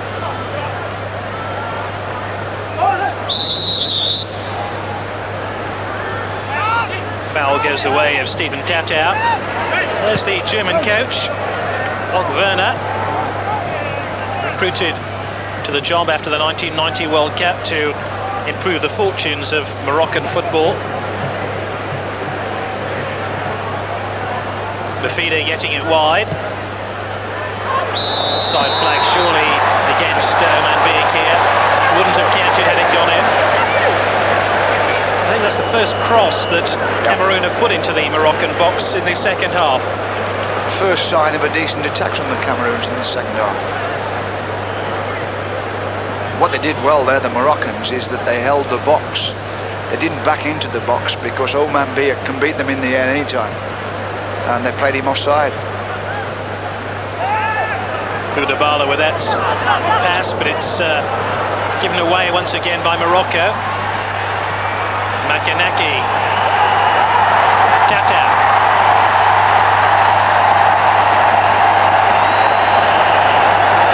Strong counter-attack by Boudabala. He's taken some physical punishment in midfield for Morocco. Jean-Claude Bangel. Play-off was by Mabou.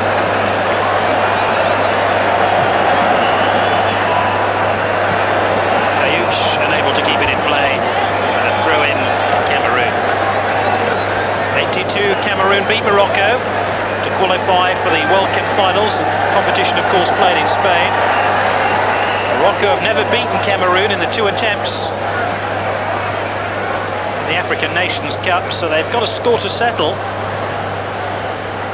They're a goal behind here.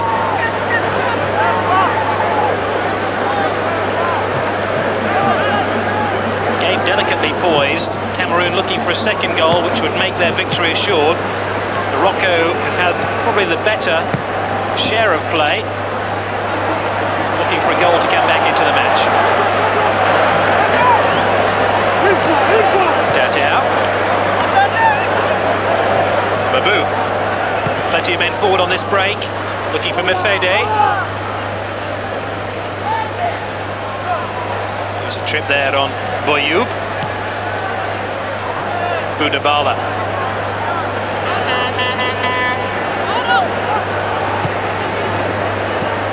Kayuch. Boudabala.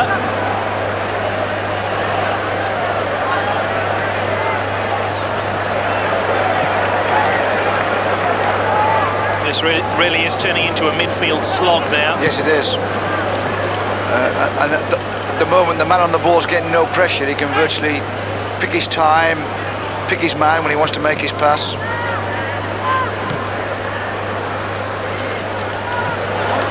Boudabala again.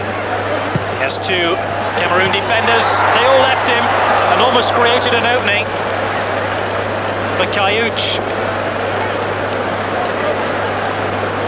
This is Ekeke about to come on for Cameroon here.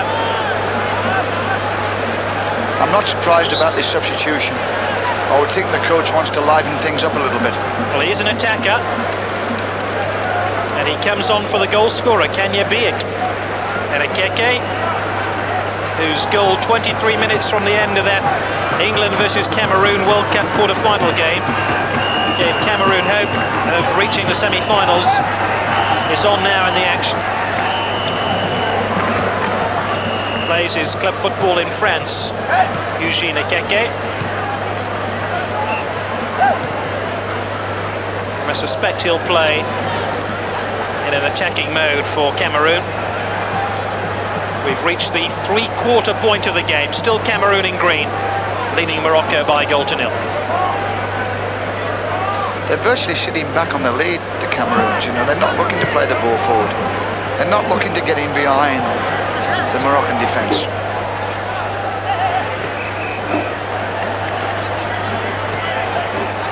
Dayoudi.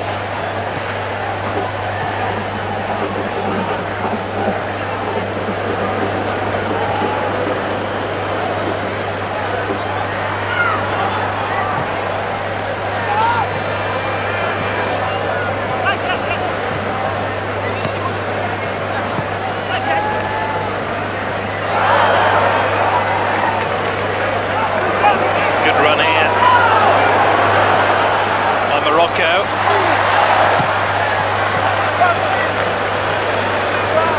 They win a corner.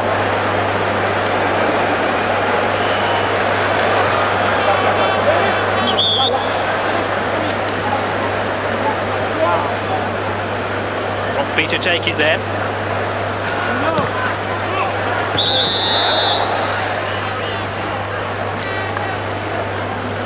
What a good corner as well. He whipped in on that near post.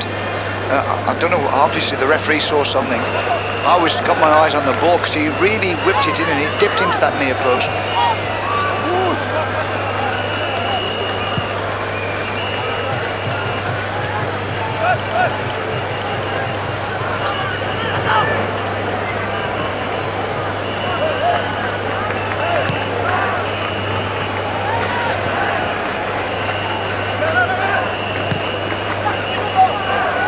Seven is Omambique. Wide to Makinaki. Plays for Malaga in the Spanish First Division, or the Second Division.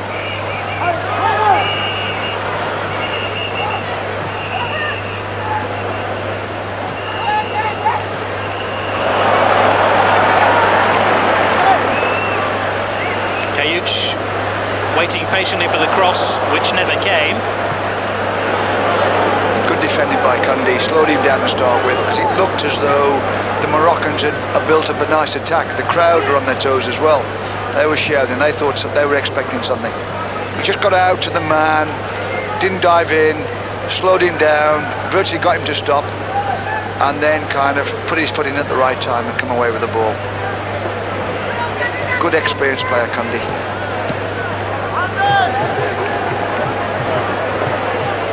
Cundy again. Good little reverse pass. Fede showed too much of the ball to the defender. He's able to whisk it away.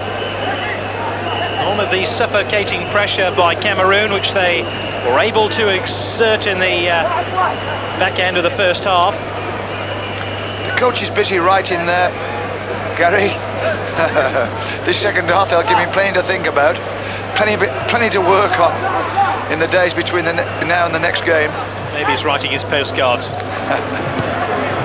No, I don't think so. I think he'll be examining his side's performance, and there'll be little things happen that he needs to get to grips with when they go training tomorrow or the next day. I would think he will be a little bit disappointed in the Cameroon's approach this second half. He will be saying, look lads, you sat back on that lead. We could have gone forward and punished the Moroccans even more. Because the Moroccans have had perhaps 2 or 3 chances this second half that they could have got the equaliser. So he's not going to be happy with that.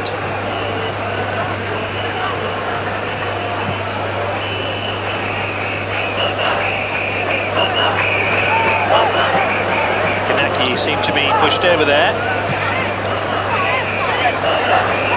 Here is Makinaki again. Stern challenge by Boulal. 7 is Omambique. Omambique, that's a good save by the reserve goalkeeper.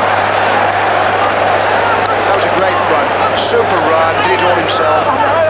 Won the ball, turned on the ball, went at defenders, sidestepped players, got himself through the inside left spot, and the goalkeeper had to make a good save to get it off the bar. He goes through two defenders, outside the last one, goalkeeper comes, tries to stick up in the top corner, goalkeeper made a good save. Driven in low and headed clear that time by Boulal. Maybe that sniff of a chance will give Cameroon new heart. Pagal! They look a different side in the last couple of minutes than they've done in the entire second half. Well, they ought to get back in the game. I mean, they ought to.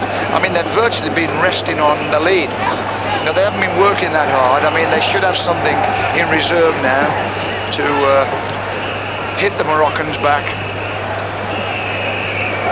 But Oman Biak has been outstanding, I think, most of the game. His heading has been, he's led the line well. His heading's been very good. He's looked dangerous on crosses. He virtually created the goal from that long throw. Lovely flick on. A good header in the first half. Akeke. Second half substitutes. Cameroon came on for Kenya Biak. Allowed to run with the ball. Makanaki onto Oman Biak. Onto his right foot. Before he scatters the third row of the stand. He did very well though early on, like he got a return pass and he sidestepped the last defender, brought it out on his right foot, didn't get a connection for some unknown reason. There he goes, just a little bit wide. He seemed to dig underneath it. Did ever so well here. The retreating defender goes outside him. Don't know what happened with the connection. But he can play. He can definitely play. 13 minutes left of the game, Cameroon, and the Greens still leading by a goal to nil.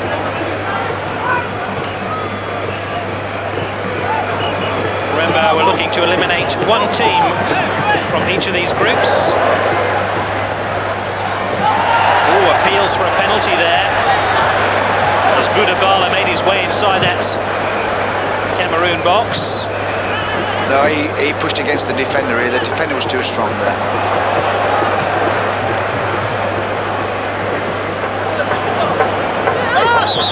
Obvious push there on Wele. Kick to Wele. They were present in the World Cup in Italy in 1990. Played in all 5 games there. Played in all 6 African Nations Cup qualification matches. They certainly need his presence in this team. That's where the referee's done very well. I mean, there's been a lot of kind of semi-injuries, you would call them. And he's kept the trainer off the pitch. Tatian. Pagal. Wasn't the most incisive of passes to Makanaki. And it's Daoudi to take the throw. I just wonder whether Morocco will hang on and say, well, we've been beaten by Cameroon, but we should go out and beat Zaire and qualify for the next stage of this competition. They've lost 2 influential players, their defender Fedal and their goalkeeper and captain Baduzaki through injury. Well, if they are saying that, Gary, they ought to really. I mean, the opening kind of 15-20 minutes of the second half should have encouraged them to go forward. They were making chances. And who knows with the next match? You know, the unpredictability of football. Once you take things for granted, that's when it brings you down to earth with a bump. The games you expect to win, you don't win.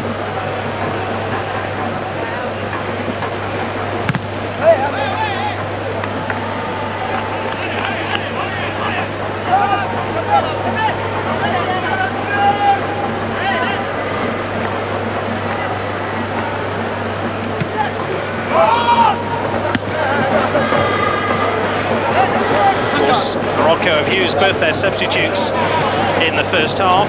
Cameroon have used just one, Eugene Akeke, and have the luxury of bringing on a second if they so require.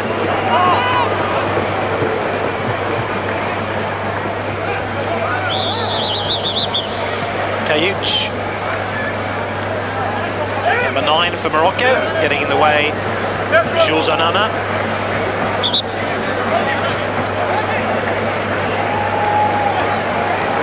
With 10 minutes to go of this game, Cameroon still with that solitary goal scored by Cameroon.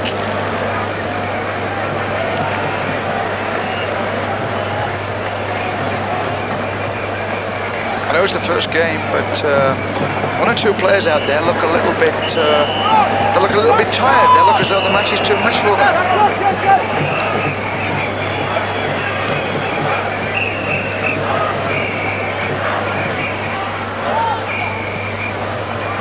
Budabala can't keep possession. Tatao took it off him. Agale midfield wins the ball. 14 is Tatao. 20, Makanaki.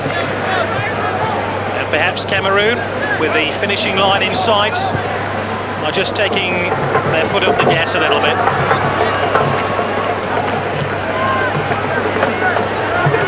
Well, I suppose they win today, they're through their group. You know, they virtually, well, they are, they will qualify.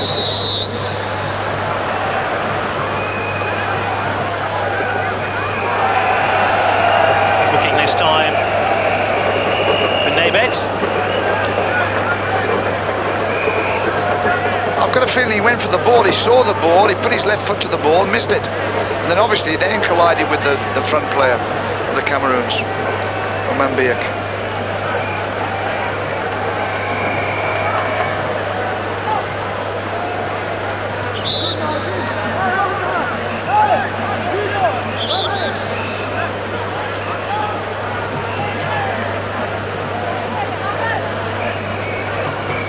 Azmi in the Moroccan goal. This one chipped over the top. It was mopped up by the Moroccan defence. Forced away by Azouzi. Duisburg player.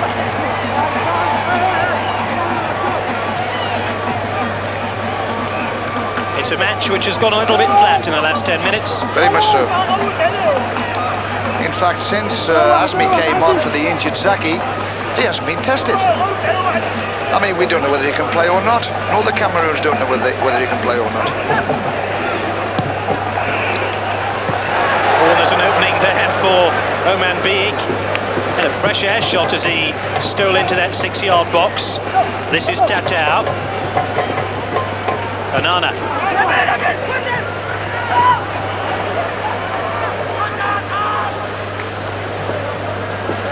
It didn't look as though he knew what to do on in-swinging corners there, Gary. I mean, that ball came across, it virtually as the in-swinging corner came across the edge of the 6-yard box. He didn't know how to cope with it. Cool as you like, Babu with the back heel. Certainly plenty of skill in this Cameroon team. They've had sufficient possession to make some of these chances count.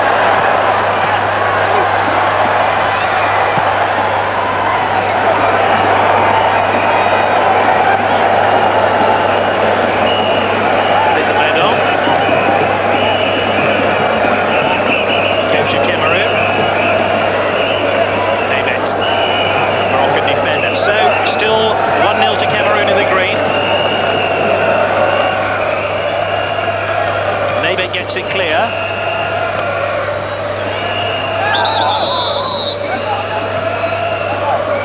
Free kick given for high kick.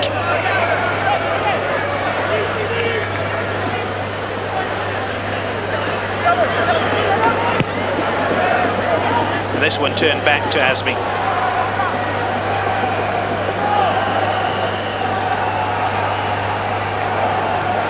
Moroccan teams historically have been blessed with fine players, but few have gelled towards good footballing teams.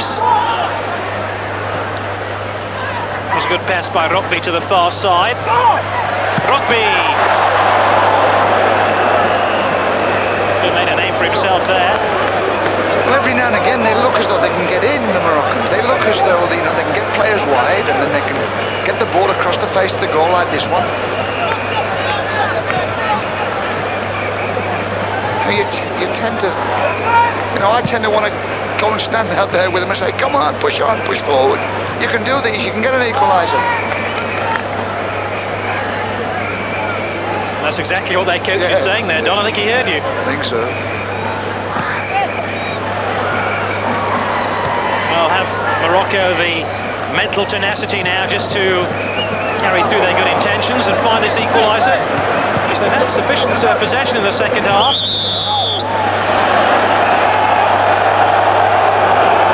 There's a foul on Jean-Claude Bagal. What you find with these teams, Gary, is you find that they are technically very good and they can build up nice, some little passing moves, little one-twos, and yet when it comes to the art of finishing, getting the ball in the net, they're found wanting. No doubt about it, as though they spend all their time in training doing lots of possession play, lovely little passing movements, and not enough shooting and finishing. And very rare headers of the ball, very little. Is that where they miss Roger Miller? Well, to be honest, for the Cameroon, I'm virtually talking about the Moroccans rather than the Cameroons, because the Cameroons have got Oman Biak, who I think is good in the air if he gets enough service and gets enough crossing. But like the Moroccans, they don't look to me as though they can finish. Well, Lagrassi, their striker, was left out of the starting 11 today. He was a top scorer in the qualifying matches going into the African Nations Cup final games. Maybe they just lack somebody with his quality to watch now, touch in front of goal. Yeah, now they're on the ball, they're knocking it about quite nicely, in control, a lot of confidence, roll it to each other, little one-twos, and they might get to a point that they play a nice ball through, but they can't seem to finish. Well, they've played with two up front, Rockby and Kayuch. Both of them have had plenty of opportunities. Oh, that really was dangerous. Almost let in Oman Biak there.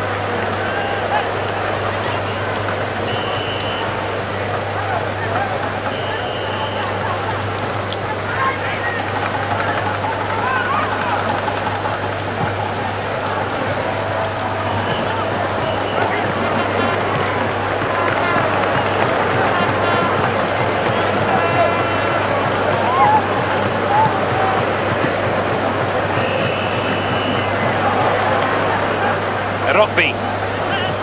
He just fire Morocco now in the closing 2 or 3 minutes of this game. How they would wish an equaliser.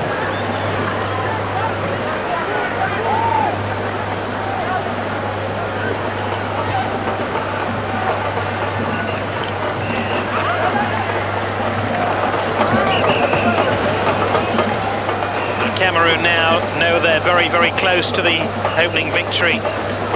Or you can bet they're getting signals from the bench, letting them know how long to go.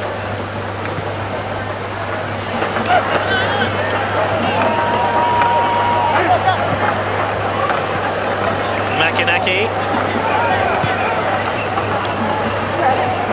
14 is Tatao.